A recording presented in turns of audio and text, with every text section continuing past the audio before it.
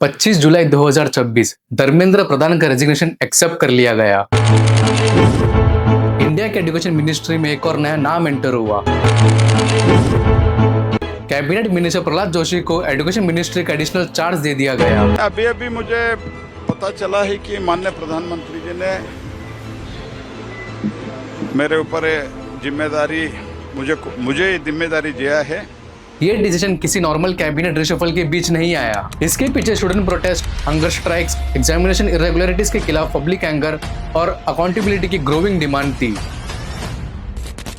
इसीलिए स्टूडेंट्स के लिए रेसिग्नेशन एक पॉलिटिकल विक्ट्री थी। लेकिन एजुकेशन के पर्सपेक्टिव से देखें तो शायद अभी सिर्फ मिनिस्ट्री के बाहर लगी नेम प्लेट बदली है, क्योंकि मिनिस्टर बदलने से लीक पेपर वापस कॉन्फिडेंशियल नहीं बन जाता, एनटी की क्रेडिबिलिटी ऑटोमेटिकली रिस्टोर नहीं होती, कोचिंग पर डिपेंडेंट स्टूडेंट्स की संख्या कम नहीं होती और गवर्नमेंट स्कूल के स्टूडेंट्स और प्राइवेट कोचिंग लेने वाले स्टूडेंट्स के बीच का गैप ओवरनाइट क्लोज नहीं होता। तो असली सवाल ये नहीं है कि एजुकेशन मिनिस्ट्री का चार्ज किसके पास है। असली सवाल ये है, क्या सिर्फ मिनिस्टर बदलने से सिस्टम बदल जाता है? ये प्रॉब्लम उस सिस्टम में है जहां लाखों स्टूडेंट्स का फ्यूचर एक एग्जाम, एक स्कोर कार्ड और कुछ लिमिटेड सीट्स के बीच डिसाइड होता है। अगर प्रॉब्लम सिस्टम में है तो हमें चेहरा नहीं, सिस्टम को समझना होगा, क्योंकि 2026 का एजुकेशन क्राइसिस सिर्फ एक मिनिस्टर, एक एजेंसी या एक लीक पेपर की स्टोरी नहीं है। ये उस डिजाइन की प्रॉब्लम है जहां एग्जाम को एजुकेशन से भी ज्यादा पावरफुल बना दिया गया और इसी डिजाइन को समझे बिना कोई भी रेसिग्नेशन रिफॉर्म नहीं बन सकता। आज जब हम नीट की बात करते हैं, ज्यादातर discussions paper leak, court cases या प्रोटेस्ट तक ही लिमिटेड रह जाता है। लेकिन अगर हमें सिस्टम को समझना है तो हमें एक स्टेप पीछे जाना होगा और एक सिंपल सवाल पूछना होगा, आखिर नीट को बनाया क्यों गया था? 2016 से पहले इंडिया में मेडिकल एडमिशन का सिस्टम कंप्लीटली अलग था। हर स्टेट के अपने एंट्रेंस एग्जाम्स थे, प्राइवेट मेडिकल कॉलेजेस का अलग टेस्ट होते थे, सेंट्रल इंस्टीट्यूशंस के अलग एग्जामिनेशंस। एक स्टूडेंट को डॉक्टर बनने के लिए कभी कभी 10 से भी ज्यादा एंट्रेंस एग्जाम्स देने पड़ते थे और हर एग्जाम का अलग अलग सिलेबस, अलग एप्लीकेशन फी, अलग ट्रैवल, अलग काउंसलिंग प्रोसेस और कई जगह एडमिशन प्रोसेस पर ट्रांसपेरेंसी को लेकर भी सीरियस क्वेश्चन उठते रहे। कैपिटेशन फीस यानी डोनेशन, मैनेजमेंट कोटा और डिफरेंट एडमिशन स्टैंडर्ड की वजह से मेडिकल एडमिशन सिस्टम को फेयर और यूनिफॉर्म बनाने के लिए एक नेशनल डिमांड बन चुका था और इसी बैकग्राउंड में national eligibility cum entrance test यानी नीट को इंट्रोड्यूस किया गया। इसका ऑब्जेक्टिव सिंपल था, one nation one medical entrance exam, यानी एक सिलेबस, एक एग्जाम, एक मेरिट लिस्ट, ताकि चाहे स्टूडेंट्स कश्मीर से हो या केरला से या गुजरात से, सब एक एग्जाम के थ्रू कॉम्पीट करते हैं। आइडिया गलत नहीं था, एक्चुअली अपने टाइम के हिसाब से एक मेजर रिफॉर्म था, लेकिन हर रिफॉर्म अपने साथ एक नए चैलेंजेस भी लेकर आते हैं और नीट के साथ भी एग्जैक्टली वही हुआ। एक सिस्टम जो पहले मल्टीपल इंडिपेंडेंट एग्जाम में डिवाइड था, अब एक ही नेशनल एग्जाम पर डिपेंड हो गया। इससे प्रोसेस सिंप्लीफाई जरूर हुआ, लेकिन रिस्क भी एक ही जगह कॉन्सेंट्रेट हो गया और जब पूरे देश का मेडिकल एडमिशन सिस्टम सिर्फ एक एग्जाम पर डिपेंड करे तो उस एग्जाम की हर छोटी छोटी फेलियर एक नेशनल क्राइसिस बन जाती है और यही 2026 ने हमें दोबारा याद दिलाया। जब एक एग्जाम, एक दिन, एक ही क्वेश्चन पेपर और उसी दिन इंडिया के फ्यूचर डॉक्टर्स डिसाइड होने हैं, सुनने में सिंपल लगता है, लेकिन रियलिटी काफी ज्यादा कॉम्प्लेक्स है। इसके लिए हमें नीट यूजी 2026 का स्केल समझना जरूरी है। 3 मई को हुई ओरिजिनल एग्जाम कैंसिल होने के बाद 21 जून 2026 को पूरे देश में री एग्जाम कंडक्ट करनी पड़ी। ऑफिशियल एनटी डेटा के मुताबिक 20 लाख से ज्यादा कैंडिडेट्स ने री एग्जाम दिया। 500 से भी ज्यादा इंडियन सिटीज और 14 अब्रॉड सिटीज में एग्जाम कंडक्ट हुआ और पेपर 13 अलग अलग लैंग्वेजेस में अवेलेबल था।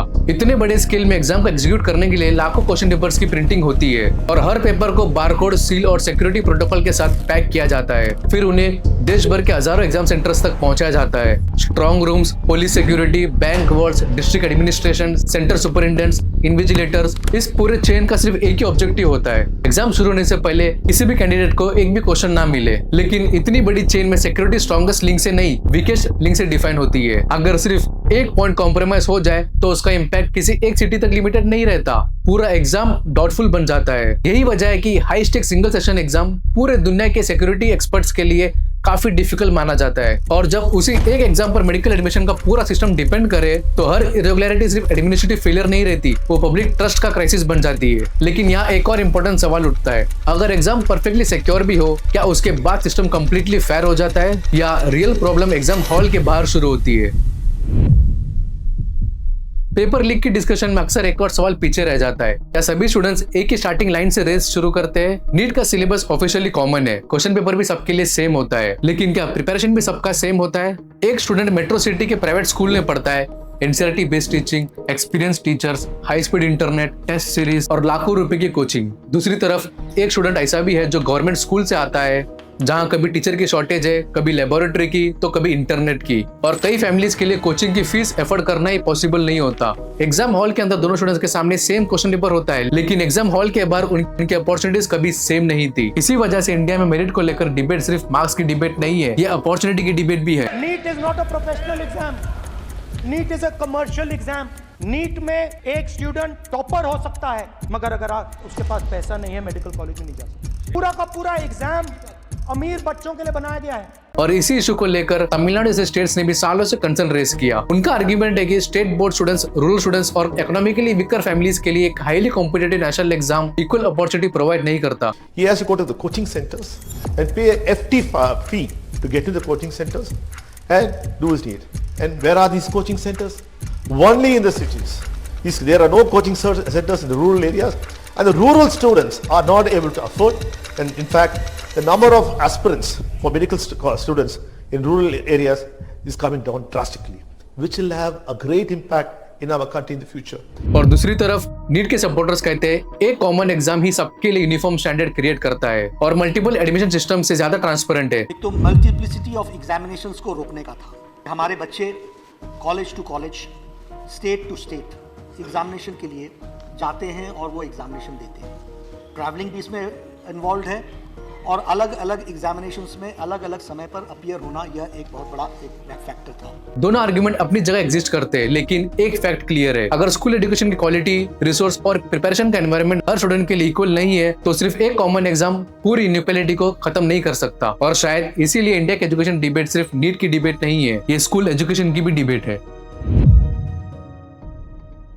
अगर आज किसी पेरेंट से पूछा जाए कि डॉक्टर बनने के लिए सबसे जरूरी चीज क्या है, तो बहुत से लोग एक ही जवाब देंगे, अच्छी कोचिंग। ये शायद इंडिया के एजुकेशन सिस्टम की सबसे अनकंफर्टेबल रियलिटी है। स्कूल एजुकेशन का पर्पस होना चाहिए कॉन्सेप्ट समझाना, क्रिटिकल थिंकिंग डेवलप करना और स्टूडेंट्स को फ्यूचर के लिए प्रिपेयर करना। लेकिन जब एडमिशन का पूरा सिस्टम एक हाईली कॉम्पिटिटिव एंट्रेंस एग्जाम पर डिपेंड करे तो नेचुरली प्रिपरेशन का फोकस भी स्कूल से कोचिंग की तरफ शिफ्ट होने लगता है। आज इंडिया की coaching industry billions of rupees की इकोनॉमी बन चुकी है। 50,000 करोड़ का ये एक इंडस्ट्री बन चुकी है। 2030 तक ये 1 लाख करोड़ की इंडस्ट्री बन जाएगी।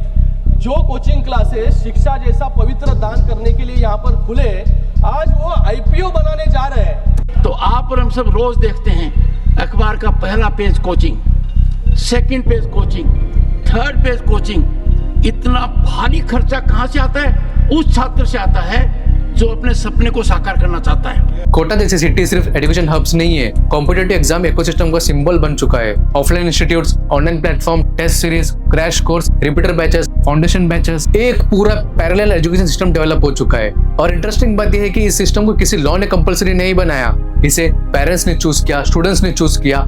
क्यों? क्योंकि कंपटीशन ने उन्हें ये बिलीव करने पर मजबूर कर दिया कि सिर्फ स्कूल एजुकेशन इनफ नहीं है। जब एक एग्जाम में लाखों स्टूडेंट्स हजारों सीट्स के लिए कॉम्पीट करते हैं तो हर एक्स्ट्रा मार्क इन्वेस्टमेंट बन जाता है। और इसी डिमांड ने कोचिंग इंडस्ट्री को अनब्रेकेबल स्केल तक पहुंचाया। लेकिन यहाँ एक और डिफिकल्ट क्वेश्चन खड़ा होता है, अगर डॉक्टर बनने के लिए स्कूल के बाद कोचिंग भी ऑलमोस्ट नेसेसरी है तो क्या अपना school education system original purpose पूरा कर पा रहा है, या स्कूल और कोचिंग दोनों अलग अलग एजुकेशन सिस्टम बन चुकी है? और अगर आंसर दूसरा है तो प्रॉब्लम सिर्फ कोचिंग की नहीं बल्कि उस सिस्टम की है जिसने कोचिंग को ऑलमोस्ट अनअवॉइडेबल बना दिया।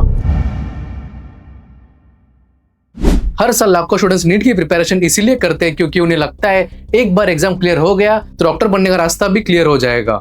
लेकिन रियलिटी इससे काफी अलग है। सबसे पहला चैलेंज है सीट अवेलेबिलिटी। हर कैंडिडेट गवर्नमेंट मेडिकल कॉलेज में एडमिशन चाहता है। रीजन भी सिंपल है, अफोर्डेबल फीस और फाइनेंशियली सस्टेनेबल एजुकेशन। लेकिन government MBBS seats total applicant की कंपैरिजन में बहुत कम है, इसीलिए कट ऑफ हर साल एक्सट्रीमली कॉम्पिटिटिव रह जाता है। जो स्टूडेंट्स गवर्नमेंट सीट्स नहीं ले पाते उनके सामने जनरली 3 रास्ते बचते हैं। पहला प्राइवेट मेडिकल कॉलेज, दूसरा फॉरेन एजुकेशन, या फिर एक और साल ड्रॉप लेकर दोबारा प्रिपरेशन। प्राइवेट कॉलेजेस कई फैमिली के लिए फाइनेंशियली पॉसिबल नहीं होते, इसी वजह से हर साल हजारों students Russia, Georgia, Kazakhstan, Uzbekistan और दूसरे कंट्रीज में MBBS पढ़ने के लिए जाते हैं। लेकिन कहानी यही खत्म नहीं होती। डिग्री कंप्लीट करने के बाद जब इंडिया वापस आते प्रैक्टिस करने के लिए, उन्हें फिर से एक और एग्जाम देना पड़ता है ताकि वो इंडिया में लीगली प्रैक्टिस कर सके। और इसका पासिंग परसेंटेज सिर्फ 15 से 25% और शायद इससे काफी कम है। और शायद इसी कारण काफी स्टूडेंट्स वापस इंडिया नहीं आते। यानी डॉक्टर बनने का सफर सिर्फ नीट क्लियर करने से कंप्लीट नहीं होता और एमबीबीएस के बाद भी कंपटीशन खत्म नहीं होता, क्योंकि अगर किसी स्टूडेंट को स्पेशलिस्ट बनना है जैसे medicine, surgery, cardio, orthopaedics, paediatrician, anaesthesia, तो स्टूडेंट्स को फिर एक और highly competitive entrance exam face करना पड़ता है।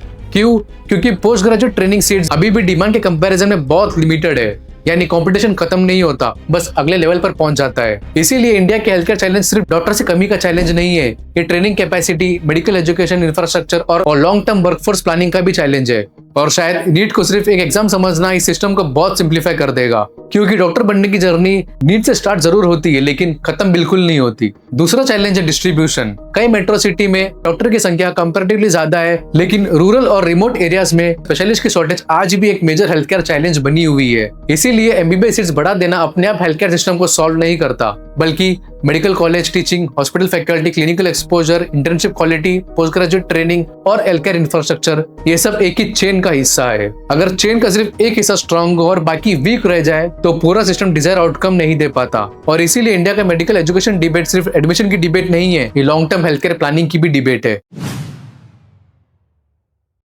नीट को लेकर एक वर्ड बहुत बार यूज होता है, मेरिट। लेकिन एक सिंपल सवाल पूछते, मेरिट का मतलब एग्जैक्टली क्या है? क्या सिर्फ फिजिक्स, केमिस्ट्री और बायोलॉजी में हाई स्कोर करने से एक अच्छे डॉक्टर की गारंटी है, या एक डॉक्टर बनने के लिए और भी क्वालिटीज मैटर करती है? Communication, clinical judgement, decision making, empathy, team work, ethics और पेशेंट्स के साथ ट्रस्ट बिल्ड करने की एबिलिटी, इनमें से कोई भी क्वालिटी नीट डायरेक्टली मेजर नहीं करता। और ये सिर्फ इंडिया का चैलेंज नहीं है, इसीलिए कई कंट्रीज डॉक्टर्स को सेलेक्ट करने के लिए सिर्फ एक एंट्रेंस एग्जाम पर डिपेंड नहीं करते। यूएस जैसे कंट्री में एमसीएटी के साथ एकेडमिक रिकॉर्ड, रिकमेंडेशन लेटर्स और इंटरव्यूज भी सिलेक्शन प्रोसेस का पार्ट होता है। और यूके में यूसीटी स्कोर के साथ यूनिवर्सिटीज इंटरव्यूज और मल्टीपल असेसमेंट्स मेथड यूज करते हैं। ऑस्ट्रेलिया और कई दूसरे कंट्रीज भी रिटन एग्जाम के साथ होलिस्टिक इवैल्यूएशन को इंपॉर्टेंस देते हैं। इसका मतलब ये नहीं कि उनका सिस्टम परफेक्ट है, हर कंट्री के अपने चैलेंजेस है, लेकिन एक बात कॉमन है, एक एग्जाम को सिलेक्शन प्रोसेस का इंपॉर्टेंट पार्ट माना जाता है, पूरा सिलेक्शन प्रोसेस नहीं। अब सवाल सिर्फ ये नहीं है कि प्रॉब्लम क्या है, सवाल ये है क्या इस सिस्टम को बेटर बनाया जा सकता है। और शायद सबसे पहले एक पॉलिसी क्वेश्चन पूछना जरूरी है। इंडिया जैसे देश में जनरल इलेक्शन भी मल्टीपल फेसेस में कंडक्ट की जाती है, जेडब्ल्यूई मेन जैसे नेशनल एंट्रेंस एग्जाम भी मल्टीपल सेशन में कंडक्ट की जाती है, लेकिन नीट यूजी जिसमें हर साल 20 लाख से ज्यादा स्टूडेंट्स का फ्यूचर स्टेक पर होता है, अभी भी लार्जली एक ही एग्जाम, एक ही क्वेश्चन पेपर और एक ही डे विंडो पर डिपेंड करता है। ये कंपेरिजन ये प्रूव नहीं करता कि नीट भी एग्जैक्टली वैसे ही कंडक्ट होनी चाहिए, लेकिन ये जरूर एक पॉलिसी क्वेश्चन उठाता है, क्या फ्यूचर में टेक्नोलॉजी, मल्टीपल सेशन या नए असेसमेंट मॉडल्स इस सिस्टम को और सिक्योर और रेजिलिएंट बना सकते हैं। लेकिन हमें भविष्य के लिए सोचना है। हमारी परीक्षा पद्धति विश्वस्त हो, हमारी परीक्षा पद्धति ट्रांसपेरेंट हो, हमारी परीक्षा पद्धति में सबसे ज्यादा अब टेक्नोलॉजी का उपयोग हो। इन सारी बातों को ध्यान में रखते हुए विश्व प्रसिद्ध टेक्नोलॉजी एक्सपर्ट श्रीमान नंदन नीलेकनी जी के नेतृत्व में एक हाई पावर टास्क फोर्स बनाने का निर्णय किया है, जो एग्जामिनेशन रिफॉर्म की तरफ फोकस करेगा। लेकिन अगर हम सिर्फ एग्जामिनेशन को चेंज कर दे तो भी स्टोरी कंप्लीट नहीं होगी, क्योंकि शायद सबसे डिफिकल्ट रिफॉर्म है स्कूल एजुकेशन को स्ट्रॉन्गर बनाना। अगर स्टूडेंट्स को quality education, qualified teachers, laboratories, digital access और कॉन्सेप्चुअल लर्निंग स्कूल लेवल पर ही मिले तो कोचिंग पर डिपेंडेंसी नेचुरली कम हो सकती है। और शायद सबसे इंपॉर्टेंट रिफॉर्म एग्जाम के बाहर है। एक एजुकेशन सिस्टम की सक्सेस सिर्फ इस बात से मेजर नहीं होनी चाहिए कि कितने स्टूडेंट्स एग्जाम क्लियर करते हैं, बल्कि इस बात से कि कितने students real knowledge, real skills और रियल कॉन्फिडेंस के साथ अपनी प्रोफेशनल जर्नी शुरू करते हैं। क्योंकि पब्लिक ट्रस्ट सिर्फ नए रूल से नहीं बनता, वो बनता है जब सिस्टम फेयर भी हो, ट्रांसपेरेंट भी हो और हर स्टूडेंट को कॉन्फिडेंस दे कि उसका फ्यूचर उसकी मेहनत से डिसाइड होगा। और शायद इसी ट्रस्ट को दोबारा बिल्ड करना इंडिया के एजुकेशन सिस्टम की सबसे बड़ी चैलेंज है और सबसे बड़ी रेस्पॉन्सिबिलिटी भी है। नाम बदल गए, फेस बदल गए, लेकिन किसी भी सिस्टम की असली पहचान इस बात से नहीं होती कि उसका मिनिस्टर कौन है, बल्कि इस बात से होती है कि वो सिस्टम कितना फेयर है, कितना ट्रांसपेरेंट और कितना ट्रस्टवर्दी है। आज इंडिया के पास सिर्फ एजुकेशन सिस्टम को रिपेयर करने का चैलेंज नहीं है, बल्कि स्टूडेंट्स का ट्रस्ट दोबारा जीतने का चैलेंज भी है। क्योंकि The future of healthcare does not begin inside an operation theater. It begins with how a nation chooses and trains its future doctors.